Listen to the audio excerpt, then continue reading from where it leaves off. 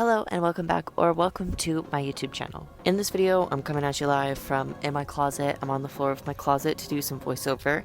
And in this video, I'm going to be showing you guys some voiceover time lapses of a few of my recent artworks, my digital artworks that I've done. And this is the art episode. Guys, we're talking about art. I asked you guys if you had any questions for me about art, just, art in general, and you guys answered. So I gathered a few questions and I'm just going to go through them as my work on the screen plays. And also, if I see fit, I will add commentary to the art on the screen. Like I'll say now, as you can probably see, this sketch is way different from the final product. It had a lot. Okay, this one is very trust the process drawing because it took a good bit to get to a place where I liked it. And I will also say that the final product is actually more what I was envisioning for this drawing. So it's not like it went wrong and I had to change my idea. I honestly don't really know why I started with the mouth closed at first. And I had to take a few days away from this one because I was like, it just looks weird. And then I came back to it and I was like, yeah, girl, because what are you trying to do? Anyway, let's get into some art questions. So the first one is quite a few people asked me what my inspiration is for my art, and I would say that it depends. I'm not really a person that draws my feelings or creates art based on my feelings, I guess, but I'm definitely inspired by whatever I'm into artistically at that moment, whether it be a genre or a style, maybe in clothing or in music, or just like a general aesthetic. Or maybe I've recently seen a piece of work that was inspiring. Recently, my inspirations have been more I guess darker, more horror focused. I've been into alternative stuff for a really long time, and I've been dressing more and more alternative over the past 2 years, I think. But I've never really ventured that way in my art for some reason. I think part of that might be because I used to not really just challenge myself with my art, but I might talk about that later in the video. But I don't know, I just never really thought to make darker things even though I was drawn to them and or I wore them, because this also reflects in clothing I make and jewelry I make. But generally I would say more alternative subcultures, darker themes, horror elements. And also I am inspired by my girlfriend, obviously.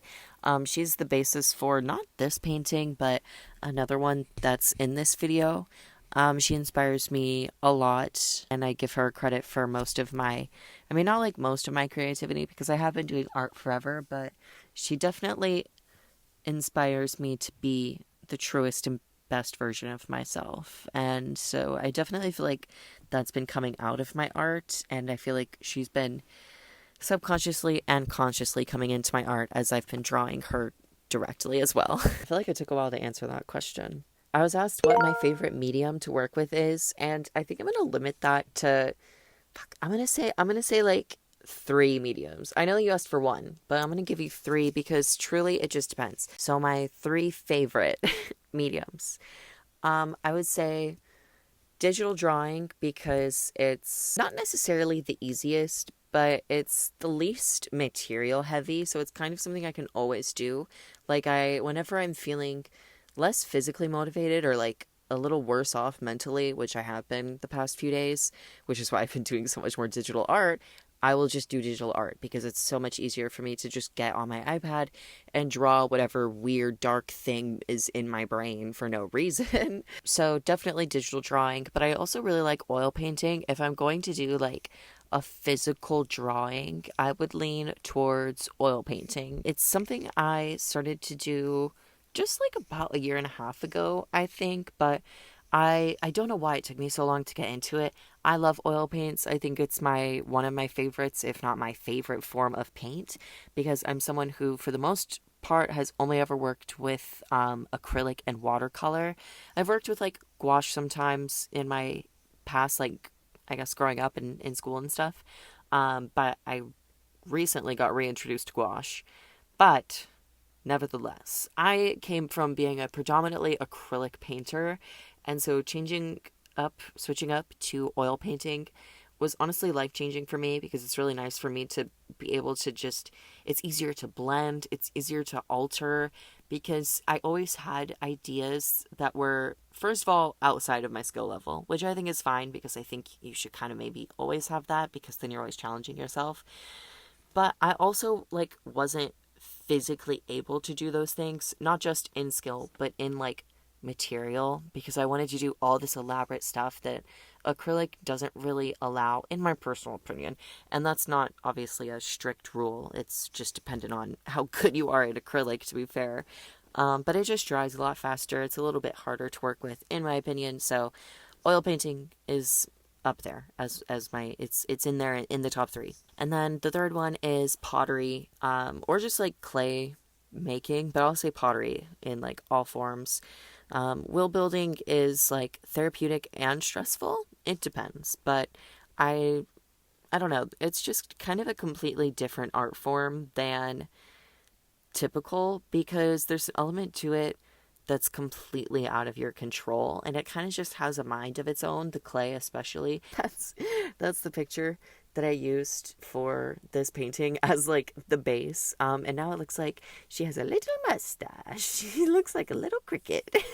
And also working with the elements like fire and gas and the minerals and the glazes. I just think pottery is really cool in all of its aspects, and I really like making it even though it's not all that accessible. I'm currently looking for a place to get my pieces fired. So that's a mission. But yeah, those are like my top three. The next question, a lot of people, quite a few people asked about finding motivation for art, like to create when you're feeling bad, and also getting through art burnout. Art burnout is like, in my opinion, a little bit of an inevitable cycle. And this is going to sound corny, but I saw this quote recently that I kind of like. And it said something like, nothing in nature flourishes all year round. It's foolish to expect you to. And I've been thinking about that quote and kind of applying it to like my art, especially recently, because it's one of the only things I really do. But sometimes just straight up, you're not going to have a good art day. And that's just how that day is, because you can't be 100% every day. But there are ways for you to work around the burnout in a weird way. And this can expand beyond like doing art, but it can also include art still. So for example, like I have several mediums that I work with, and the way my brain works, I kind of just naturally do this anyway, but I really like to like rotate between my mediums. Like I'll get really into pottery for a bit, and then I'll get really into jewelry making for a bit, and then I'll get really into oil painting, and then da da da da da. But if you are someone who does multiple forms of art, then you could try doing another form, or even one you're not familiar with, or maybe you want to like challenge yourself with your art, or maybe you definitely don't. If you know yourself and you know that that's not going to help you, then don't do that. It's kind of hard to give advice on motivation because, I mean, honestly, it's just kind of hard to feel motivated recently. It's hard because sometimes you just have to be nice to yourself until you break through it. Sometimes you have to see something that inspires you. Sometimes it gets better with time. You know, you can try something like really non-challenging, you know, like even if it's just tracing, because unpopular opinion, I guess, I think it is, but I don't think there's anything wrong with tracing if you're using it like as a base for something in your art, as long as you're not like tracing someone's art and saying it's yours. But if you need like a base model for something that you don't think you can draw and you really want to draw that thing, girl, then trace it. You want to draw a transformer in a dress? Then trace that transformer and draw the dress, you know? I don't know. I don't know if that's all that helpful because the answer kind of is just, it depends, wait it out. But sometimes that's the best advice, because sometimes if you're not doing good, you know, in your art or in whatever it is you're doing, and it's affecting you and it's making you upset, it was probably better to take a step back and come back with a fresher brain. The next question is, would you do commissions? And actually, yes, I've been wanting to do that for a good bit, but I've just been wanting to like, I don't know if do it right is the right way to say it, but I've been working on like having my pieces ready, doing it like good quality. Like I have big ideas, okay? Because actually all of the drawings in this video I'm planning on getting like put onto screens for screen printing, because I would really like to get some of my designs like on shirts, because I've been doing some thrift flipping and I have ideas for clothes altering, and I'm doing all the art making, and I just have like a lot of my art is intersecting, and I make a lot of it, and I take up a lot of space in my house with all of my art shit, and I make it all the time, and you guys like it. So I've been planning on doing commissions for a little bit. I'm not quite ready yet. I want to like I'm building up my website. I want to do it right, and do everything all good. So you can follow my art Instagram in the meantime. It's Delicate Danger XO. As I'm building my website, because that's where I'm going to be like eventually selling prints of my art and like taking commissions. This question is, what medium do you want to try but you haven't tried yet? Ooh, glass blowing and like small glass work. Like there are jewelry makers who, oh, if you hear any background noise, it's Nobu. He's at the closet door because I'm sitting in my closet. There are some jewelry makers who make their own glass beads and charms, because they have like a little, I think there's a particular word for it when it's like really small, kind of like glass work where it's like not particularly glass blowing. I think that's really cool. I think glass blowing itself is really cool.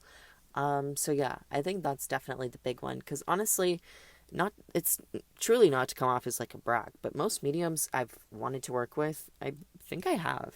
Someone asked, what's my favorite piece I've made? And honestly, it depends, because I mean, as an artist, you would always hope that like you improve with every piece you make, and sometimes that's true, sometimes that's not. But sort of what goes with that is like thinking your most recent is your favorite piece. And that's partially true. So the one I'm working on right now, that's on the screen actually, the one that started of Lexi, is my most recent piece, and I do really, really like that a lot. However, I also like the first piece from this video a good bit. I have a necklace that I made, I'll put a picture on the screen, that I wear a lot. I quite like it a lot, so I'll put that as one of my favorites. Oh, I don't have it anymore because I actually sold this painting. I'll put a picture of it. This painting is one of my first oil paintings I ever did. I think it was actually the first, and I fucking loved it. And I was like sad to let it go because I liked having it in my house, but I also wanted it to go to a good home, so I sold her.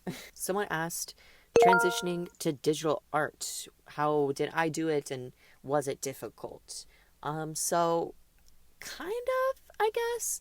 It's definitely a learning curve if you've never like done digital art before, because it's just kind of a whole different way to manipulate the surface that you're working on in a way that physical art doesn't usually allow. I would say it's a little bit hard because at the time I started digital art, I'd already been interested in and following a lot of digital art and artists online, and it was something I had been wanting to do, but I didn't have the access to it yet. So when I started drawing digitally, I just kind of took what was in my head, which is all of the digital art I had been soaking up, for however long, and then trying to like get it to that level of like to get it to look like digital art, It was messy. It was, some of my first works were scary. Raise your hand if you were scared. Yeah, I was really scared.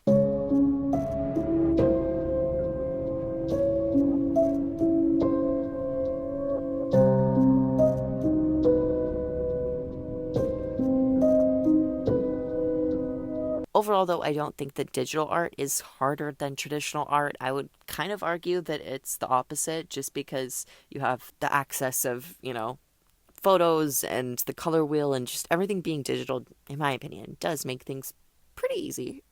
I guess. But it can definitely be a learning curve, especially if you, have never done it before and you don't even know where to start, which leads me into the next question, because somebody asked if I had any recommendations for digital art software for beginners, and I do. All of my digital art is made on Procreate, and they have like the pocket version and the full version. It is just like an app on the phone. I don't do computer work, although I did start that way. I started digital art oh my god, probably 7 years ago. Oh, geez, 6 or 7 years ago at this point. With like a Wacom tablet and some random free software that I found on the internet. I recommend Procreate because it's just been my bread and butter. I've used it basically for almost as long as I've been doing digital art. It's like what I pretty shortly after switched to from my Wacom tablet. I've heard it's not the best one to use. I'm trying to think of what the other one is.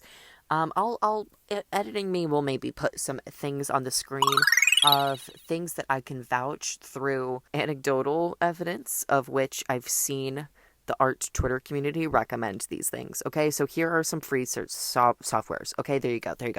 So, final question is something I want to get better at. And something I want to get better at, let me tell you.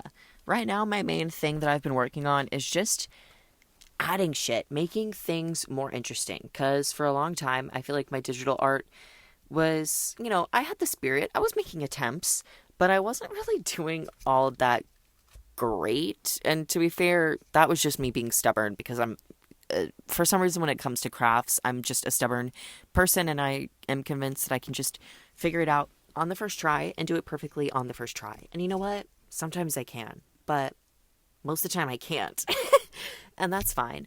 But basically, that's a long way to say that I can acknowledge that I'm not an amazing artist. And for a good long while, I thought that my skills were maybe better than they actually were. But recently, what I've really been into is going and adding dimension to my work. So adding harsher shadows, more focused lighting, rather than it just being like one plain directionless light, that shines super flat shadows symmetrically onto the face, and there's, no emotion in the face or anything, and there's no accessories, you know what I mean? Very simple things, because that's just kind of, I wasn't really into challenging myself. I was more into just drawing because I liked to do it, and it was one of the few things I could do, I guess. And while that is still true, like, I really like doing art, and I will do it because I enjoy it, as well as challenging myself.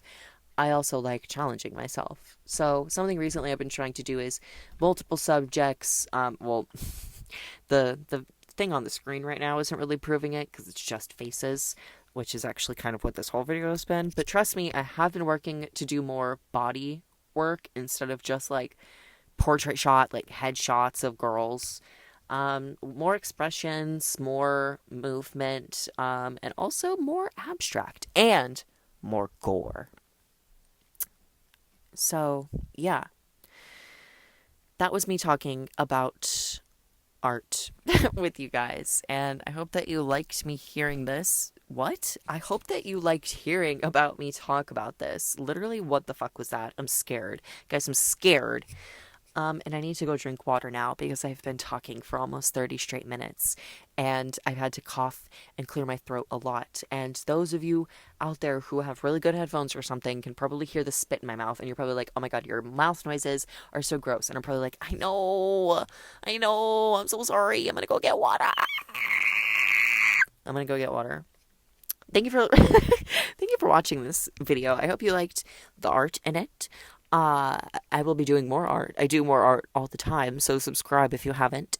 And you can check out my other videos if you are subscribed, but you're like, I haven't seen all the art. Well, go watch all my videos, because all the art's in my videos. So that's that. Thank you for watching. I hope you liked it. And give it a like and a comment and a subscribe. And you can follow my Instagram and TikTok and my art Instagram and whatever the fuck else. My podcast on Spotify. Thanks. I'm going to go chug water. Bye.